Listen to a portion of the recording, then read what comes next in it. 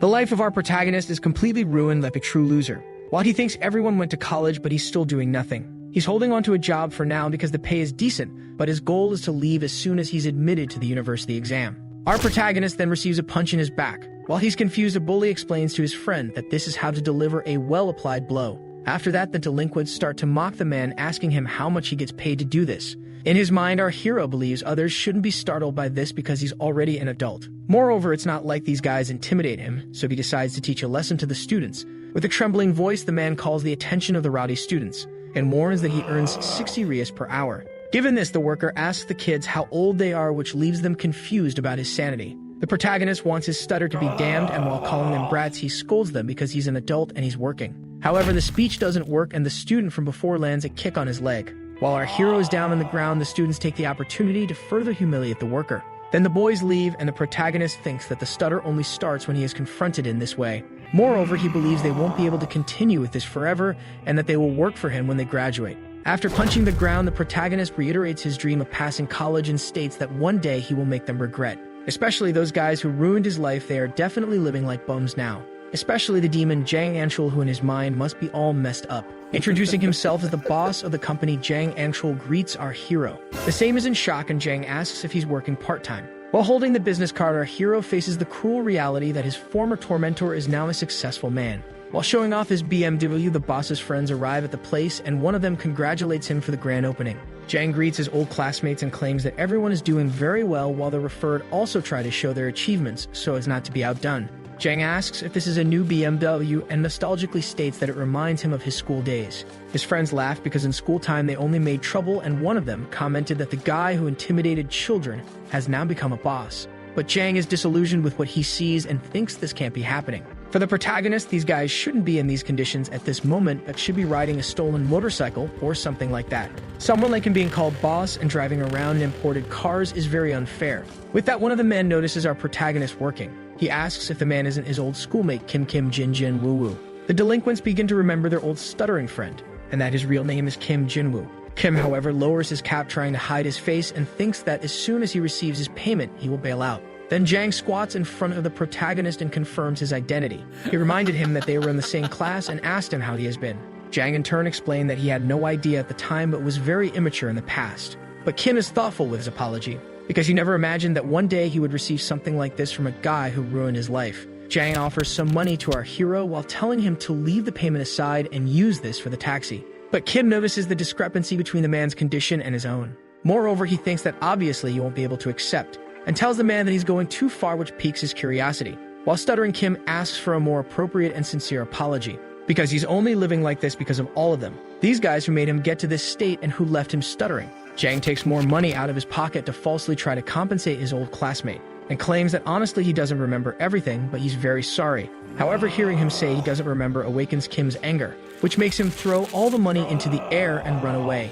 Jang is worried and tries to warn Kim of something, stating that the place where the protagonist is jumping from is not a sidewalk, and that after that there are 3 underground floors. But it was too late for Kim, who fell from the top of the building while thinking that Jang mocked his name until his end. In free fall, he never imagined he would die in such a pathetic way, even in his end still remaining below ankle. Finally, he expresses his grudge against Jang, who made his life a hell, thinking that if he could go back in time, he would go to where it all started, and would put all the pain he suffered on top of Jang and his companions, cursing him even after dying. In a reality shock, Kim falls to the floor of what appears to be a classroom. He looks around confused, not knowing where he is and at what moment, but he starts to understand when he pays more attention calmly. This was his old classroom, but just now he was at the company, so he wondered what would have happened. Kim thinks this is a dream of his high school years, but someone is already tormenting him. The man says that if he hits, it's an immediate faint, and another one agrees. While looking for another ideal spot, Kim convinces himself that this is just a dream, and that these guys look old even in his school time. Because he believes it's a dream, Kim slaps a bully in the face. But the man doesn't like it at all and starts to beat up our hero. That's when he realizes that the pain is real, and that in fact everything is real, not just a simple dream. Kim realized that he really went back to the past to his second year of high school. A delinquent then approached and asked why the punching bag was so noisy. Revealing himself as Jang, he addresses Kim.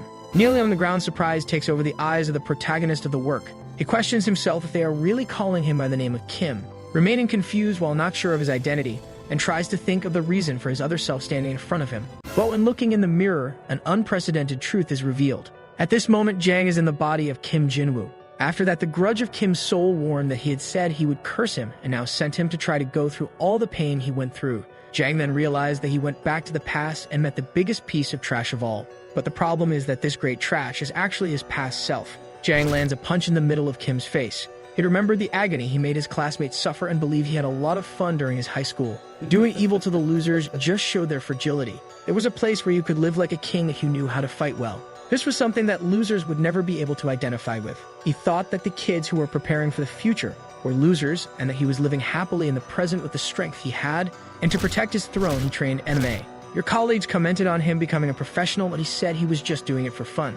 All the adults spoke ill of him, saying it was obvious what would happen to people like him after graduation. And they continued saying this day after day, so he felt somewhat agonized. But in the end, he really had a talent for beating people up, and as soon as he graduated, he debuted as a professional athlete. Using the signing bonus, he set up a shop and became a successful man without ever looking at a textbook. He wondered what had happened to the guys who clung to textbooks and studied for long periods. But there he was, one of them, Kim Jinjin Woo-woo. And it turned out that losers were still losers even after growing up. Yang remembered Kim mentioning this was his third attempt to get into a university and felt pity for him. So, as an act of pity for a miserable person, he handed a few bucks to his old colleague, saying he was on a fast track to success. But now it was him getting a kick to the face. And his other self, while beating him up, confirmed his theory that bullying others shows how useless they are. Jang in turn kept questioning why he was being beaten up by his past self. Jang Anshul, 21 years old, is currently trapped in the body of a loser he mistreated 3 years ago. Because now he is Jim Jinwoo. While applying a chokehold to our protagonist, a man with a scarred eyebrow calls out to Anshul and asks if that's how you apply a chokehold, while Kim, now Jang, writhes in pain. Kim thinks this bastard did nothing but suck up to him in the past, and now he's hurting him. Moreover, the guy is using a technique reserved only for losers like him because his stance is totally wrong. Both Jangs then simultaneously think that in a chokehold, the arm should be twisted further back. And when the man with the scarred eyebrow follows the advice, Kim contorts in pain. Thrown to the ground, he thinks everyone is a piece of shit. Moreover, his fist is crying upon seeing this. Kim considers wiping the floor with the delinquents' faces, but surely understands that if he tries, he will be easily beaten. At this period, his past self was weak against ground fights, but anyway, everything will be over when he finishes off this piece of trash. But suddenly, a voice appears in his mind saying he will regret moving his fist. The voice asks if Jang doesn't want to return to his body, which leaves him extremely confused. He wonders who he is talking to, and the present Jang approaches our hero, saying he will try to apply a guillotine for the first time. The past Jang wraps his arm around Kim's neck, saying he believes this is how it fits. And after that, he applies force, choking his colleague. Kim trembles with rage at his former self and thinks he will finish him off. Because after all, Jang remembers practicing the guillotine all day, so this claim of doing it for the first time was just pretense. Despite this, the stance is perfect, as expected from his past self, who can make someone pass out in 5 seconds. Faced with this, Jang fainted and woke up in a dark place with that voice, telling him it warned he would go through the same pain he inflicted. This scares the businessman, not knowing what's happening and where he is. But the voice continued and asked what he thought about becoming the failure he mistreated. Realizing the current voice is the same as before, Jang discovers what's behind it all, and asks that light it is Kim Jinjin Woo-woo. In the face of this offense, the voice angrily confirms that it really is Kim Jin-woo. While laughing, Kim asks how the man feels about experiencing it all. Realizing Jang still hadn't fully understood, he explains that doing this was the least he could do, because the man ruined his life just for being bigger than him. Moreover, Jang enjoyed what he lived and had a lot of fun like a true king. So this is the curse placed on him, and he will be the man who will have fun watching Jang from now on. Realizing the gravity of the problem, Jang begs Kim not to do this, and promises to treat him well when he returns to his body, so he asks for the curse to be undone. However, Kim decides to give a hint on how to break the curse, thinking that there must be hope for there to be despair. So he warns that to break the current curse, there are 2 conditions. The first is that Jang stops the loser life incidents. Because of him, many problems developed, causing him to start stuttering and ruining his life completely. Kim claims he wished he wasn't alive for all 365 days of the year, but will never forget the 4 incidents. Because of these 4 incidents, his life ended. It was so bad that just thinking about it made him nervous. Trying to participate in the conversation, Jang claims to remember them all and apologizes. But he thinks he's completely screwed because he doesn't remember any of them, and questions which 4 incidents Kim is referring to, because in 365 days of torment, he can't remember just 4. However, Jang believes that in the end, as they will only involve him and his friends, he will be able to try to prevent everything. Thinking he will beat everyone to the point they can't even speak a word, he apologizes to his past self. However, Kim appears in front of him and asks if he is thinking of just beating everyone. Jang's mission is to stop the loser life events, so if he does it before the incidents, the boys will be scared and the incidents won't happen. Shouting at the voice, Jang asks what he should do if he should just suffer while going through them, but Kim warns that he doesn't care about small details. But he should keep in mind that if the story changes too much, the loser life incidents won't happen. Accepting the imposed conditions, Jang asks what the next condition will be. Informing that it's something simple, the voice explains that he must correct his past self, Jang Uncle. Kim bursts into a fit of laughter and concludes by saying to try this with this loser body if he thinks he can, reiterating to try to make his past self turn over a new leaf. Already in Kim's body, Jang thinks his mission will be very difficult because with this fragile body, he will have to stop the 4 incidents. And besides that, correct his past self, making him become a decent human being. Already in the classroom, Kim trembles with rage while putting his feet on the table. He remembered that Jang's guillotine made him pass out for the entire lunch break, so he didn't eat anything. Kim bangs his hand on the table, questioning how he will stop these incidents and reform his past self. This draws everyone's attention, and he continues thinking that firstly, he doesn't even know what these incidents are. One of his friends with a lock on his glasses asks Kim to be quiet. Kim asked what the problem was with those glasses, and the man said it was Anshul to put it on, telling him to try to guess his birthday. While questioning whether he really did things like that, he thought that despite everything, it was quite funny. But anyway, his chubby friend asks Kim to be quiet because they will be done if he wakes up Anshul. The chubby kid asks if Kim remembers that Anshul had determined that while he was asleep, only the 3rd row could speak. This leaves Kim disturbed because he had no idea this was happening since he only slept during the entire day. Suddenly, the teacher enters the classroom asking the students to be quiet. The teacher asks where they left off last time and asks the students to return to their seats and open their books. However, the teacher notices something at the back of the room. He asks who's the boy sleeping behind our protagonist and asks Kim to wake him up. Everyone's attention in the room turns to surprise and despair for our protagonist. Everyone waits for Kim's decision with anguish, and Kim wonders why everyone is looking at him that way. But he understands that he must wake up his sleeping self. Kim then slaps the head of his past self, while thinking that waking someone up is simple. However, this simple action leaves all the students disbelieving.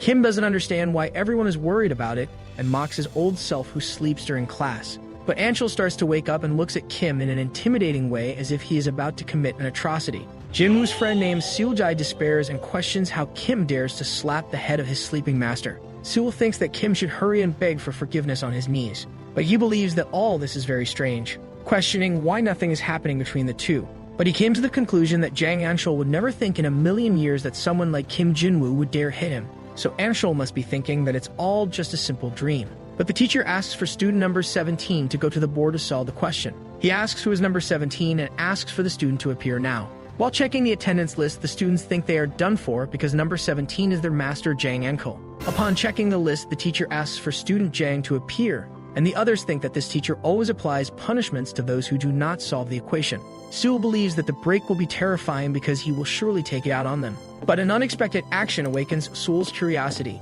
Kim Jinwoo accidentally goes to the board to solve the equation, still believing he is Anshul. The teacher asks if he is the referred student and Kim affirms he is Jang. Sewell understands everything and thinks it's because of the past event. To make up for the crime of hitting his master's head, he accepted the punishment in his place to be forgiven. Sewell thinks it's much better to take this punishment in his place because it's just a light smack on the butt. Suddenly, Jang Anshul starts laughing and states, satisfied that it's very funny. While smiling, he wonders what Kim is trying to do with this. Later that same day, Anshul hits Kim in the body for no reason. It's a knee without reason that crushes Kim's face. As if that wasn't enough, he also landed a kick in the protagonist's face. Jang said it was so absurd that he thought it had been a dream. He heard it was Kim who hit his head while he was asleep and could never have imagined such a thing. He claims that our hero tried to let it pass being punished by the teacher in his place. But Kim's expression begins to exude immense anger against his old self. Jang asks if the beatings weren't enough and Kim thinks he'll end his past self. However, the voice from before informs again that if the story is changed, he will not be able to return to his original body. With that, Kim understands what must be done and with a foolish face apologizes to Anshul, receiving a kick from Jang in his jaw that completely detonates his jaw. Jang asks his friend Simpson why he became the bad guy there because all this stems from the bad education he gave to Kim. Kim can't help but think that all these delinquents are trash and wonders what the little shit Simpson is whispering to his old self. Anshul approaches a girl who is sitting straightening her hair. Her name is Park Dabin.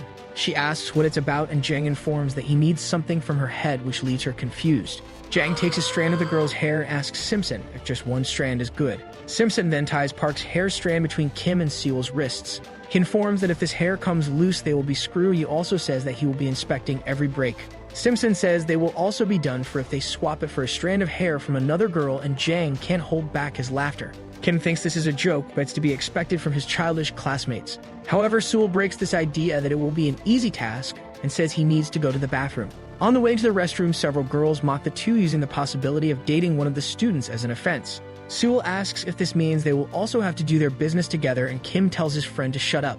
In his thoughts, Kim thought Simpson was making a serious mistake by teasing the guy he sucked up to. He also realizes that other students considered by Jang as losers are also mocking him. Kim never thought he would go to the bathroom with a nerd like Sewell, and that if it weren't for the curse, he would have ended it already.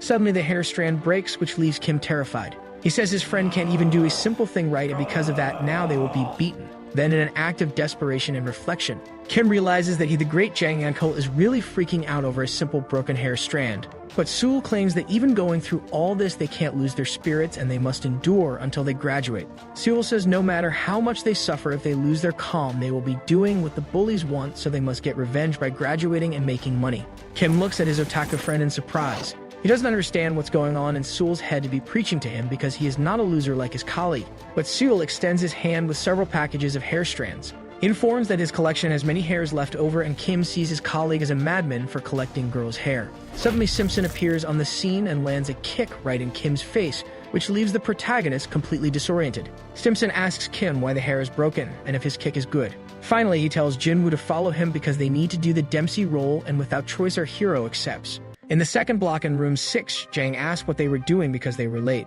He explains that the little round is about to begin, so he asks everyone to get ready. Jang asks Kim to get in posture and warns that if he doesn't, he won't be able to take responsibility for what will happen next. Anshul states that he will start with a Dempsey, and Kim doesn't understand what's coming. The three then begin to train a Dempsey row afterimage under Jang's tutelage. Kim believes this is quite embarrassing, not understanding why his past self would spend his precious time doing these things. Jang in turn delivers a powerful attack on the protagonist's stomach that makes him spit blood. He explains that the second afterimage is the weak point, and Kim doesn't understand how this trash can consider himself a person. Our protagonist thinks he really wants to end everyone with all the will of his soul, but this man is him. Kim wants to challenge everyone again and again, but the delinquent is his past self. Simpson gets irritated and slaps Kim on the head, calling him useless for not being able to perform even a simple afterimage properly. In this situation, Kim thinks that Simpson is not Anko, and that his fist is crying with everything that is happening. Then the protagonist thinks he doesn't care about the story anymore and should just wipe the floor with everyone's face. But the voice explains again that if the story is changed, there will be no way for Jang to return to his original body. Therefore, wanting very much to return to his old body, Kim accepts his cruel fate once again and says he will try to do the Dempsey role again. Later in the restroom, our hero relieves himself. Even in this moment of intimacy and hygiene, Kim can't suppress his anger towards those delinquents. He thought Simpson was always sneaking up behind him, but now he had the courage to belittle him, calling him a loser. However, Kim tried to calm down, believing his old colleague was doing it just to suck up to his old self. But suddenly Simpson appeared behind Kim, pulling up his pants and questioning who let him urinate alone. In reaction to that, our protagonist's urine flies towards his face, drenching him completely. Faced with this, Simpson just mocks Kim while stating that it is quite unpleasant. He comments that the urine spread all over the protagonist's face and asks if now Kim will urinate with his pants up. Amidst so many jokes, our protagonist is already on the verge of collapse. Our hero calls for Simpson, while he believes his colleague is crazy. Kim starts to huff with anger, and the delinquent is outraged by this, telling him to come receive his dose of discipline. However, Jinwoo locks the bathroom door. He also takes off his jacket, wrapping it around the handle in an attempt to block the entrance, and tells Simpson that manners make the man, while he waits confused about what is to come. Red with anger and taking off his clothes and glasses, Kim calls the delinquent a piece of trash. The voice interferes again, informing about the course of the story, but Jang doesn't care anymore. The veins on Simpson's face pop out as he witnesses such disrespect, and he tries to say something, but the protagonist tells him to shut up. Kim smashes his glasses with rage and says he will massage him in every piece that he will never forget. Face to face with Simpson, our protagonist prepares for the upcoming massage, reaffirming his catchphrase, but the delinquent looks startled at something that catches his attention. As he looks at Kim's shirt, the student can't help but laugh, realizing it is a SpongeBob shirt. While preparing a low kick to our protagonist's legs, Simpson comments that it has been a long time since he last did Ashibarai on him. But Kim lands a counterattack on the delinquent and begins to explain about the Ashibarai. Simpson falls, hitting his head on the floor, and doesn't understand anything that is happening. He gets deeply irritated, and Kim finishes his explanation that the ashibarai should be done while the foot sweeps the ground, not the air. Somewhat embarrassed, Simpson gets up, commenting that the floor is slippery and that no one cares about cleaning. He then regains his anger and tries to land a punch on Kim, who dodges, and he lands a powerful blow to his ribs that almost makes him faint. Simpson places his hands on the affected area while wondering why it hurts so much. For it is but a simple punch from a skinny skeleton like Jinwoo. The delinquent contemplates whether our hero has been practicing sports, and the protagonist explains that the punch hurt more because he hit where the liver resides. In a fit of rage, the student lunges at Kim, thinking it doesn't matter since he is taller and stronger, so it will be fine as long as he grabs him. However, Angel still remembers how to defend himself from people and lands a punch on the man's chin, followed by a kick. Even with a normal body, Ankle stands out in any confrontation, but he had failed to calculate an important issue. Jang was still not accustomed to fighting with Jinwoo's body. Kim misses his punch towards Simpson and notices the lack of reach. That's when the delinquent tries to take advantage of the situation and attack our protagonist. But Kim, even with an unfavorable body, does not let himself be hit. And with a twist of the torso, he lands an elbow strike on the student's face. This was definitely a strong blow, as it left Simpson unconscious. This shattered his ego for losing to someone he considers a loser. The delinquent thinks he might be dreaming, and Kim's voice returns. She warns that the story has changed, so Angshul would be definitely doomed. Later that same day, the delinquent wakes up after his knockout. Confused, he wonders what all this is and if it really was a dream, because he would never have lost to someone like Jinwoo. Resigned, he thinks that even dreaming of being beaten by a loser is humiliating. But Kim appears in front of him, asking if Simpson really still thinks it was all just a dream. Simpson calls our protagonist an idiot and threatens him, saying he won't get away after messing with him. However, Kim confronts him, asking if he should tell everyone that a loser like him beat up the delinquent. The protagonist asks Simpson to choose whether he wants to leave school after the rumors spread or wants Kim to spread them personally. Witnessing pressure similar to that of Jang Anshul, the delinquent asks what Kim wants from him, and the hero warns that he doesn't want much. From now on, Simpson will have to report everything Anshul does and stops doing. Jinwoo details that he wants to know even the most intimate details of Jang's life, like his trips to the bathroom. The delinquent didn't understand the request, but Kim said it wasn't his business and just told him to follow the script and pretend he wasn't beaten up. Or in case he doesn't accept the proposal, Jinwoo could drag him in front of the whole school, beating him a bit more. Faced with such a threat, Simpson understands what must be done and accepts the imposed conditions with apprehension. Kim is happy to see that his plan is working and states that the two will be secret accomplices from now on. The story will not change, and on top of that, as a bonus, he gains a spy who can keep an eye on his past self. Kim thinks he should have just beaten him up from the start instead of holding back, because the story won't change until the rumor spreads. As he walks through the school, Jang smiles and asks if it's right to the original owner of the body, Kim Jinwoo. Kim's soul watches him with disgust for the cunning being that Jang is, but could do nothing.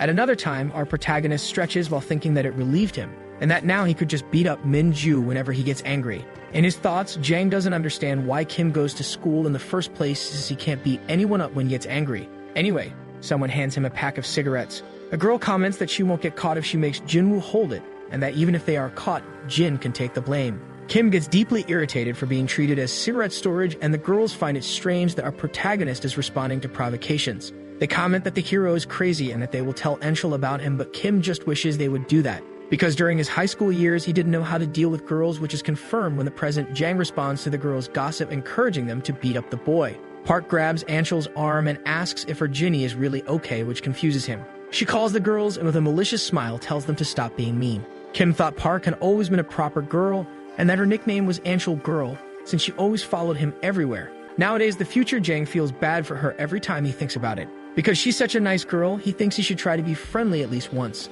But undoing her good girl facade, Park scolds her friends and asks if they are looking for punishment. She scolds them, reiterating that they are not to call Anshul when they are smoking, which leaves the protagonist confused. He realized that this was actually his true self, and that all this time she had been acting, deceiving him.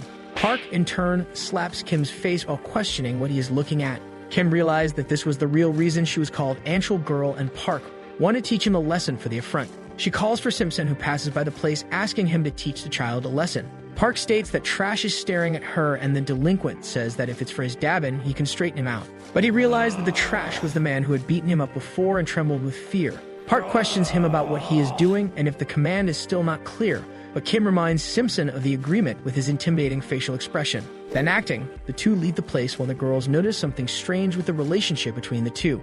Park thinks that Min-ju and Jinwoo are very different from their everyday selves. Cutting the tension, the girls excitedly ask Dabin what she loves most about Ankle. whether it's for his face or because of the way the uniform falls on him and if she will confess, but Park is embarrassed by the questions. However, she begins to speak while the girl's attention is fully focused on her speech. With a weird look of love, Park states that Anchal is like a beast. The pure smell of blood emanating from a strong male was what she liked the most, not to say that Jang wasn't cool normally. But the coolest part was when he was bathed in the blood of his opponent in the ring. Park then asks if her friends don't see this beast on Anchal's back. But she gives up and starts to leave the place when she sees that her taste is unique, but one of them asks where her friend is going. And Dabin warns that she's going to talk to Mimju to properly educate Jinwoo. However, upon reaching her destination, Park saw something she had never thought possible. Kim Jinwoo, the school's failure, was holding Simpson in a chokehold. Almost fainting, Simpson tries to resist, but Kim completely dominates him. At that moment, Kim notices someone's presence in the place and gets startled. This someone was Park, who witnessed the whole unfolding of the fight between the two.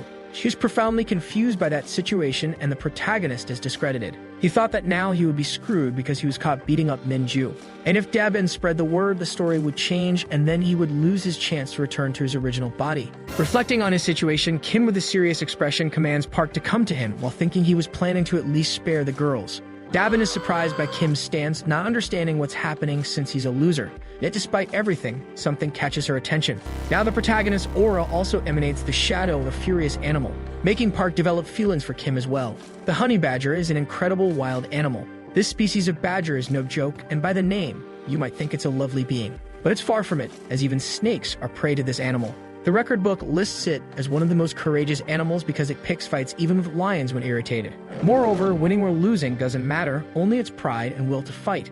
Our protagonist's way of life is that of the honey badger, always fed up and picking fights. While believing this was something incredible, Park Dabin, at 7 years old, already harbored a huge fascination for the fierce honey badgers. That ferocity of the honey badger was what Dabin felt now witnessing Kim Jinwoo, and she couldn't stop wondering why she felt this way. And with aggression, Kim curses her and orders her to come to him. Being cursed, Park gets angry with the loser student and questions Jinwoo about his speech. But looking at his face, she collapses into feelings again, leaving Kim confused. While walking through the school corridors, Kim can't stop thinking about Park Dabin. He thought she would be spreading rumors, but nothing happened. Suddenly, the two bump into each other, and Park, irritated, almost verbalizes a curse. But Kim confronted her, asking what she was about to say, which made her become sentimental again, trying to hide her embarrassment. But Kim doesn't understand the root of her motivations. He wonders why she's blushing and averting her gaze while she retreats to the corner. Kim believes that after she saw him beat Simpson, she became scared, so he corners her. He threatens her, stating that if she says anything, she'll be finished,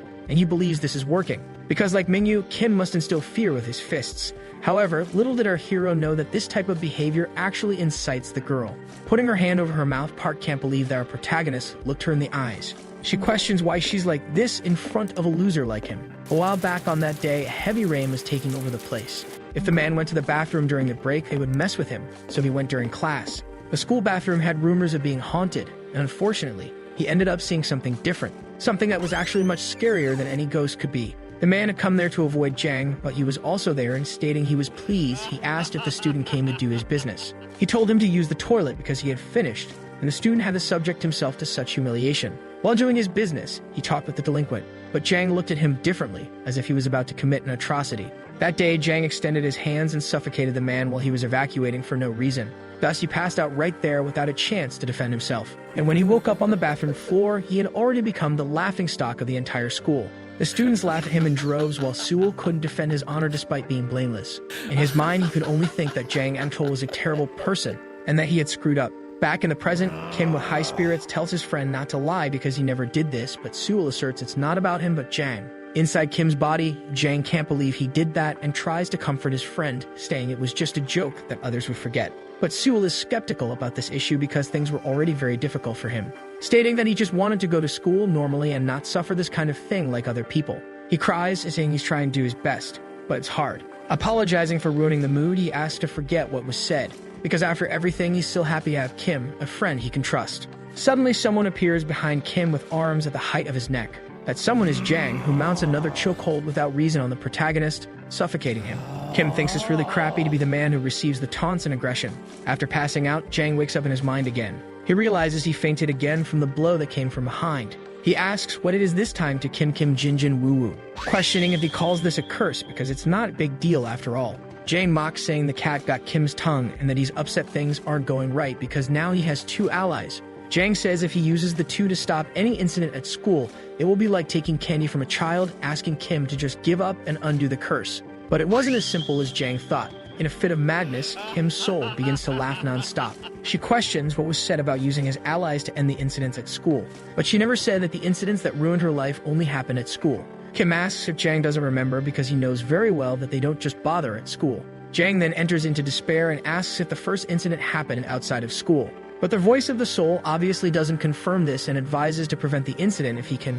Kim walks down the sidewalk, nervous about what just happened. He huffs in anger and questions this first incident that didn't happen at school. Because if it wasn't at school, where would it be? Because in high school, all he did was spend his time training. Kim confirms this when he sees that his old self is going to the gym and wonders if he'll have to monitor him there too. If he acts carelessly and gets caught, the story will change, but he can't send Sim Mingyu to the gym. Park Dabin also can't help him there, so Kim has no choice but to continue with what he's doing. The protagonist thinks this is all hell and questions what the voice of the soul wants him to do. Kim gets the idea to hide his face and shows up at the gym to register with a mask. The coach asks if his name is Striking Hand, and our hero confirms. That coach questions if Kim is a YouTuber or something similar, and if he will help promote his gym, but the protagonist denies. The receptionist, in turn, asks if this is his first time training, which when confirmed, responds by praising the decision. Kim thinks he hasn't seen an acquaintance of his in a long time. Before, when he knew nothing but knockouts, he made him a pro in ground combat. So he decides to train a bit and monitor his past self. But Jang isn't there yet, and Kim tries to find something to pass the time. Suddenly, two people excuse themselves and ask the newcomer if he needs any help. Kim is confused but already expects what's coming. One of the men, while smashing him on the ground, asks if that seems cool and informs him that it's the twister technique. With that, Jang remembers that this gym is where all the bullies meet. When he was Jang Enshul, the men were mere sheep. This brunette was the biggest of them, but now that he's in this body, everything is different. Being crushed on the ground, the protagonist stays silent and another nerd pleads for mercy, claiming he's already tapped out on the mat to surrender. This man is Sul, who for some reason also wants to learn to fight, but is suffering mistreatment even outside of school. Witnessing this injustice, our hero quickly breaks free from the man's hold and runs towards Sul, leaving the fighter confused by the ease with which the skinny one escaped his technique. In front of his friend, Kim begins to reflect on what's happening. Sul, who just wants to live a normal and peaceful life, is once again asking for help. Kim remembers everything his friend is going through and all his struggles. And while his friend suffers from the bully's hold, Kim clenches his fists and decides to intervene. The man asks what he's looking at and if he wants to be next. But our masked hero orders the fighter to leave immediately, which confuses him. Kim then extends his hand to Seal and curses the fighter again, telling him to leave the boy alone. Amidst the events, the voice of the soul emerges, praising Jang's decision. For now, he's finally on the right path. The first incident actually involves Sul, but it wasn't possible that Jang helped him knowing this beforehand because it was very unlikely that the delinquent would really remember what had happened. The blue-shirted fighter states he's already released Sul and asks what the masked man will do now. Sul, while adjusting his glasses, thanks the masked man for his help, saying he's moved by the situation, which makes Kim regret having taken the initiative to help him. Kim wonders why he did that, and Sul would like to know the name of his hero. But the blue-shirted fighter interrupts them, calling Kim a loser and starting a confrontation against him. With a punch from the man coming towards him, Jinwoo notices that the blow is strange. In fact, that punch was very slow, and the fighter's movements were heavy. Dodging his punch, the fighter is discredited because he didn't expect that to happen. With that, Jang arrives at the scene, asking what all this mess is later. Seul thanks his masked hero for the help. And Kim changes the subject, asking Seul how long he's been training at the gym. The student states he's been training there for a month, but the hero finds it strange because he doesn't remember him from that place, and asks if Seul came there to get revenge on Jang Enshul, which is confirmed and leaves Kim confused because he was sure he would remember such an event. Then he comments to his friend that Jang seems not to recognize him, and Seul states that such a situation should not be possible, because in his mind he's very different from the group of athletes and gymnasts, yet the appearance of his colleague was exactly like those boys. But cutting the conversation short, the student states he has something important to say, which piques the protagonist's curiosity. Seul asks what the man thinks about putting Pinkman as his hero name, but he cuts him off, saying it's better to stop talking and go exercise. In his mind, Kim thought that Nerd had gone far to get revenge on him, even attending MA classes, and wonders if he was so wrong because he only liked to tease others innocently. But before his eyes, he observes his old self mistreating someone for no reason. Everyone is uncomfortable but afraid, trying not to show it to Jang. But he starts jumping rope while trying to cover for himself, saying he didn't see anything. But a girl interrupts his thoughts, poking him in the back. This girl is Park, who excitedly asks if our hero is new here and if he's a masked cosplayer. Kim then remembers that his Nuna also frequents that gym. Among the Nuna, Shalala from the gymnastics group is the girl our protagonist likes, Sha Yujin. Sha tells Kim that if the kids bother him, he should report it, and she will scold him. Our hero thought that a while ago, the reason he came to the gym was precisely because of this Nuna. And the present Jang, witnessing this conversation of his beloved with our protagonist, comments that it's very annoying. Suddenly someone approaches, drawing Kim's attention. The man apologizes for earlier and asks if the masked man can use these training gloves. He comments that he needs to train his low kick, but that no one is available, and Kim realizes that the man wants him as his practice partner. Our hero doesn't understand what's happening but accepts, asking if he just has to hold. Upon confirmation, Kim prepares to receive a low kick, but the fighter craftily delivers a high kick. He then starts laughing along with his blue-shirted friend who finds the situation hilarious. However, our protagonist manages to receive the attack on his pad with precision, having defended himself from that cowardice. This angers the fighter, wondering how he could block such a blow and questioning if the masked man really knows how to fight. In light of this fact, Kim questioned the man's low kick that came at the height of his head, but thought it would be better just to ignore. Embarrassed, the fighter believes the masked man doesn't know how to discern what is a low kick or a high kick, having been startled for a moment. Butting into the conversation, the blue-shirted one says he should teach him by landing a low kick on the back of Kim's calf, which knocks him to the ground. The two bullies start laughing at the situation of our hero while commenting that the blow was just like the ones Anshul used to do. The white-shirted one says he heard that Anshul's slap was perfect, and the blue-shirted one states they'll need to be careful with that. After the incident, Che appears, asking if those two were mistreating the masked man, but they deny it, stating they were just teaching the low kick. She tries to help Kim with his injury, asking if she should get a compress and stating she had already asked them to go easy on newcomers. Despite everything that's happening, Kim thinks he's feeling great. But suddenly a deafening noise takes over the place. The noise was from Jang's hand, very annoyed, hitting a punching bag. Kim notices his past self looking at him intently and wonders what he will do about it. Yet our hero believes he has realized something because now he is Kim Jinwoo and there were no reasons for his new men to be so friendly with him. The protagonist questioned if the small and skinny body was her type and if that was the reason why it didn't work out for him in the past. But Cho wasn't just helping Kim, which irritates him because she is nice to everyone. Sue claimed that at first he didn't intend to marry, but that decision was changing because of the woman. Because of this, both the past and future Jang are furious with Sue, who is taking advantage of the situation. But Cha calls our hero to stretch his friend, making him happy to be with his beloved. She says the fighter is a good boy and very cheerful. Kim thinks they are getting close. The girl says she will take a shower and the protagonist almost invites himself to join while Jang just observes the whole scene. He approaches the fighter in the white shirt while the man asks Anshul how he can help, but receives a powerful blow to his stomach that leaves him breathless. Jang orders his colleague to transmit and in great pain he understands the command. The man calls for the masked fighter and asks him to look at the ceiling, making our hero curious and distracting him. In an act of cowardice, the fighter landed the same blow he received on Kim's belly, causing considerable damage. The man claimed that now it is passed to him, and if the masked one is dissatisfied, he could just pass it to the pig next to him. He continues saying that's why one should not irritate Anshul and asks if the protagonist has any problem with that. Our hero holds back from doing anything, but Anshul provokes him from atop the ring, calling him to come up, and asks from which school he is to be acting this way because it doesn't seem to be his. Because if it were from his school, then there would be no way not to know him. Kim in turn realizes that Jang does not recognize him at the moment and has an idea. Leaving Jang surprised, the masked one climbs into the ring and starts putting on his gloves. Kim understands that by wearing a mask people can't recognize him, and meanwhile the fighters are discredited with the decision of the newcomer. Our hero asks Anshul to put on the face protection because now he will hit him a lot without reason. The coach yells asking what the newcomer is doing. After seeing that Anshul put a guy who entered today straight into the ring, he asks him to come down immediately, calling him an idiot. But Jang doesn't understand what the problem is because he says he's just helping to teach the boy, which makes the coach not know how to deal with it. Jang was just a street bully, but the coach saw potential in him and brought him there. But instead of starting over, the delinquent is acting as if the gym was his. While delivering a punch to our hero, Jang thinks he must finish this quickly before things become problematic. Kim thinks that with this punching strength, if it hits him, it will be like a goodnight Cinderella for him. Then our masked hero promptly dodges the blow, leaving Jang surprised. The bully didn't understand anything that happened, and the other fighters were equally surprised. Anshul began to think about the newcomer having dodged his blow, but comes to the conclusion that his punches are being read. But this is obvious logic since the man in the pink mask is actually Jang in the future.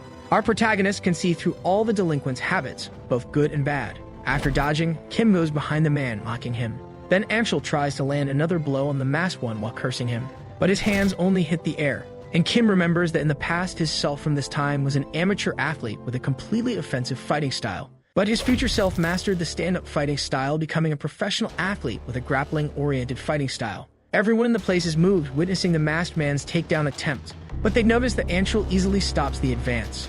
The delinquent mocks the protagonist, saying that it seems he has no options to try to take him down and that the masked one doesn't know the difference in strength between the two. But Kim moves behind the bully and affirms that he knows very well after all this cannot happen. Cornered by the newcomer, Jang is surprised by the man's audacity, but is completely defenseless for being caught in a technique called full Nelson. Even though Jiu-Jitsu doesn't have this technique, Kim did it at this moment just to humiliate his opponent. With all his strength, Jang tries to free himself from the hold, but his efforts are fruitless. Kim says that even though the delinquent is strong, he still can't stop this because the technique controls his center directly, allowing him to swing him as he wishes. Jang realizes that his new mate is witnessing the fight, but that loser won't leave him alone.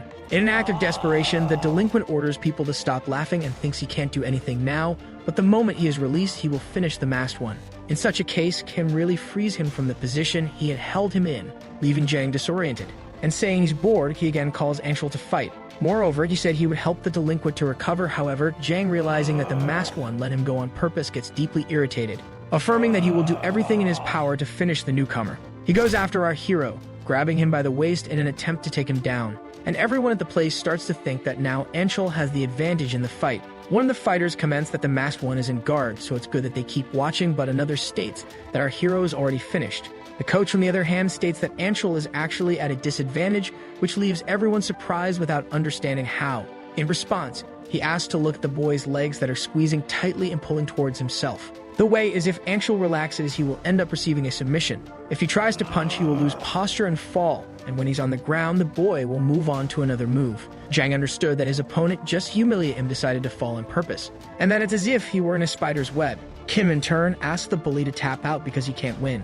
This leaves the delinquent confused because his beloved is watching the fight. However, Jang needs to recover his pride and gets up from the ground with anger. He thinks that jiu-jitsu doesn't matter and that he is stronger anyway. Kim praises his old self for having a lot of strength and is happy, but he wraps his legs around Anshul's hamstring, taking him down to the ground and saying that first he must know how to use it. Witnessing this monster in the ring, the coach wonders who the man is and that although Jang is weak on the ground, this guy's techniques are as good as an athlete's. Kim applies an arm triangle choke and questions if Jang believes he can win using only strength. And after that, he kisses the bully on the cheek, which makes Chip start to smile and embarrasses Jang. Not stopping at this humiliation, Kim dominates Jang in various other ways, such as in the frog position. Jang realizes that his opponent is doing all of this on purpose and is using these positions just to toy with him. Then Kim remembers he has something to return to Ankle, the chokehold, for no reason. Jang understood that his opponent could have finished everything easily, but still preferred to humiliate him in front of everyone. Kim asks if the bully won't hit him, but he keeps thinking that his beloved is watching. While choking him on the ground, Jinwoo comments that since it is Jang, the bully probably won't give up even if it costs his life. He then mentally apologizes to his past self, while all the fighters watch the scene in disbelief. Finishing the fight, our masked hero could no longer suppress his strength and left his opponent unconscious on the ring floor. After the fight, Kim thought that since his body was very weak, he won by using the chokehold, but his past self was much stronger. However, even so, losing in front of Nuna was definitely something Jang would never forget. Feeling a bit bad, Kim leaves the ring. Later, the person receiving the chokehold was Kim in the school classroom. Jang was deeply irritated by what happened at the gym and started taking it out on Jinwoo, who regretted feeling bad for him. The bully believes the masked body's build is similar to Kim's, and our hero realizes that Jang has become more brutal than before. Suddenly, Simpson enters the room asking what is happening with Jang and about the events at the gym. However, without giving him a chance to say anything else, Ankle lands a punch to Simpson's stomach and tells the student not to talk to him, calling him a bastard. Agonizing in pain on the ground, Simpson praised the punch he received and confirmed that his big brother was getting the hang of it. Faced with this, all the students were curious about what happened and began trying to calm Jang down. Kim's soul voice, in turn, comments that our hero's decision will affect him negatively. For even though he didn't change history by being masked compared to the past, at present Jang Anchol is much more nervous than ever. With a padlock between his glasses, Sul greets Jang with a smile as he walks towards him. And when Anshul asks Sul to get up, the first event of Loser Life finally begins. Looking at his hands, Jang finds it strange to be in his original body and wonders if he is back. But he quickly realized that his past self completely erased him again, and somehow he already knew this bastard was crazy. The soul voice approaches, asking if that is funny, questioning the act of suffocating people for no reason until they pass out. Jang tries to apologize, asking why Kim is so serious, but the soul says Anshul should not be so relaxed, informing that the first incident has just begun. A TV without signal is placed in front of our protagonist, who doesn't understand what is coming. Suddenly, a program called Loser Life starts playing. In the program, it is said that even in terrible conditions, flowers bloom.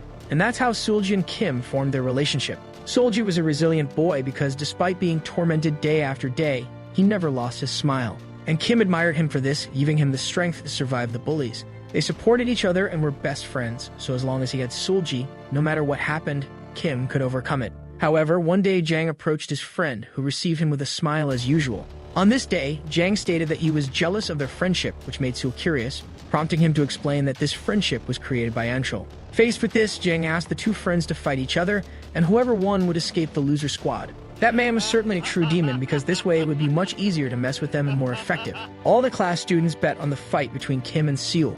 On this day, Kim did not want to fight and wondered why he had to hit his best friend. However, unexpectedly, Seulgi hit him first. He called him a loser and proudly stated that he would beat Kim to escape the beatings. Seul's betrayal made Kim's blood boil because he did not want to fight and had even challenged Jang Anshul. After that, he no longer remembered what happened, other than using his fists like a madman. At the end of the fight, Kim Jinwoo won, and from then on, he would no longer be a loser. However, after the fight ended, he realized.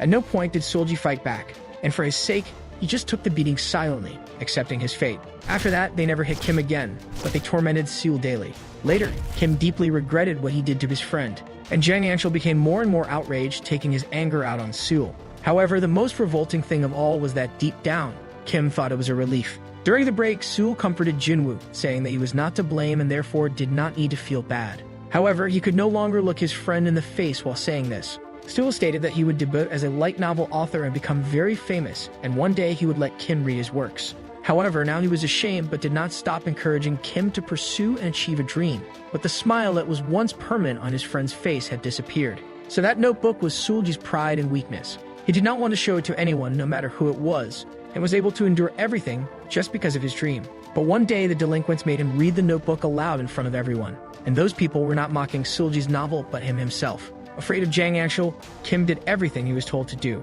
Even though he knew this was his friend's vulnerability, he began to expose it word by word. The classroom students had no compassion and mocked Seul's dream in front of him. Finally, the one who always remained a strong person stopped coming to school. Then the adults intervened due to reports from parents of mistreatment in the classroom.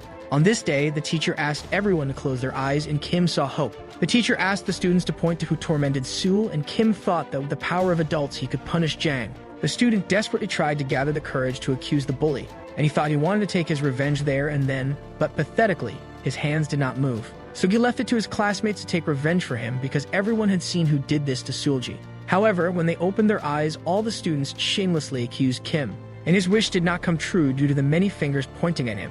Kim then became the culprit instead of the victim.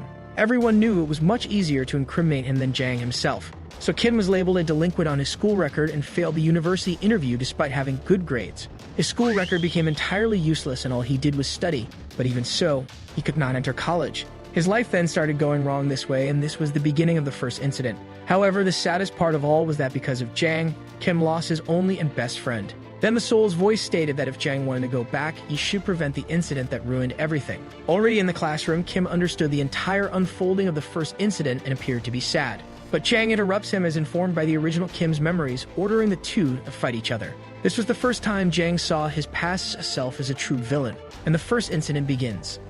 Jang orders the two friends to fight each other, but Kim has a vacant expression. Jang explains that whoever wins will escape his torments. In his thoughts, Kim remembered that originally Jinwoo won the fight and Seul continued to be massacred. In that case, if Seul beats him and he passes out, it is natural that his friend would come out as the winner. So while his friend's rescue approaches, Kim just wishes that Seul would hit him. This way, the first incident will be resolved. However, unexpectedly, our hero lands a powerful punch on Seul's face, knocking him out immediately, making him celebrate among everyone because despite everything, Kim still has Jang's pride and cannot let a nerd beat him. The soul's voice, witnessing such a situation, thinks that our hero is a son of a bitch, and that even the devil disapproves of the action. Later, Kim wondered why he did that because it was with such force that he won without realizing it. But as in his memories, Seul comforts him, saying it's not his fault, and that the real culprit is Jang Anshul. But since Kim is Jang's soul, inevitably, he also feels offended. Kim, in turn, asks if his friend will stop going to school because of a nonsense like that. And Seul laughs, saying of course not, because he is sure that if he doesn't come, the one who will suffer will be our hero. Jinwoo thinks that this is a relief and praises his friend for being so resilient. Seul confirms with a smile, saying he is good at dealing with these things, so Jinwoo can relax. Later in the cafeteria, the bullies throw a tray of food in the student's face. Stimson calls him a shitty otaku and asks if he doesn't know that Antle doesn't usually eat cucumber. Gathered on the floor, Sue tries to explain, informing that the day's meal is seasoned cucumber, so it's impossible not to have cucumber. But Simpson maintained his criticism, saying that Antle started disliking cucumber now, and as Antle's servant, he should have analyzed this in advance. From afar, Kim notices that the bullies are bothering his classmate. However, despite them exaggerating, there's nothing he can do because if he decides to interfere, the story will change. Moreover, Kim thinks it sucks to have to worry about Sewell, but as long as he continues coming to school, the incident probably won't happen. Jang says it's okay if Sulji shows remorse, but spraying food like this on the school floor is wrong. So the bully ordered the student to eat all the food that was thrown at him. Kim is disturbed by hearing what they are planning to do, and meanwhile, the delinquents enjoy this situation. But Sewell says he is allergic to cucumbers, but Simpson doesn't want to hear it, and kicks the boy's face, saying that from this day on he likes cucumbers, and questions if Sewell prefers to eat the cucumbers after getting beaten by him or after getting beaten by Anshul. With that, Sewell picks a seasoned cucumber from the floor and starts chewing, making the bullies happy. Kim, in turn, watches in disgust and tries to convince himself that he doesn't care about what's happening, and that he just needs to focus on returning to his original body. Later in the classroom, Simpson asked his Lord Judge what he thought of his model. Jang said he was definitely glamorous while the students laughed nonstop. The students wondered who made the shirt and another said that Sewell could become a member of the K-House. Kim thinks that the people are excited and that honestly, those aren't really mistreatments. Because Sulji likes attention, so he is enjoying it, and it doesn't matter if the physical education clothes are torn because he isn't getting beaten. Moreover, in Kim's mind, Sewell is popular with the girls despite them blatantly cursing him. Interrupting the presentation, the student asks Mingyu when the contest will end, and Simpson informs that it will end when he cries, slapping the boy's face. Kim then realizes that things aren't exactly as he thinks and that Sewell is really suffering from those students. However, Jang begins to get tired of mistreating the boy because as it becomes routine, he no longer reacts the way they want. In that case, Simpson asks what Anshul will do to handle this situation, and Jang asks them to remove Sewell's clothes, leaving our hero in shock. The bullies go after the boy, trying to remove his clothes, and he tries to resist. But Sewell doesn't have enough strength to defend himself and is completely subdued in his aggressor's hands. However, Jang starts to laugh at that atrocity and Kim, observing his former self this way, begins to reflect. Later in the school parking lot, Sewell thanks for the company and asks if it's a special day, but Jinwoo says the boy doesn't need to know that. However, Kim asks if his friend is still calm, which confuses him. He doesn't know how to put his words and sums up by saying, just don't think about doing anything stupid. In his mind, Jinwoo thought that it was complicated because for him to stop the incident, he needed to take care of this otaku.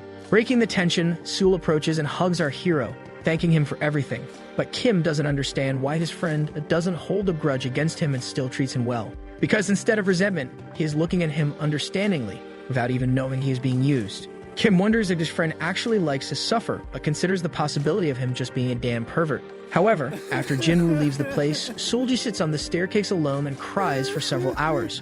This was something very complicated for our hero, who no longer knew what to do. Sewell thought he didn't want to go to school anymore and wondered what he had done wrong to be so mistreated.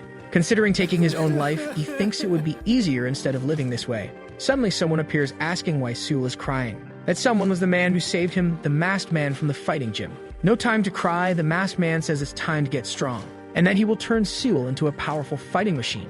Our video ends here. If you like it, leave your like. See you next time. Bye-bye.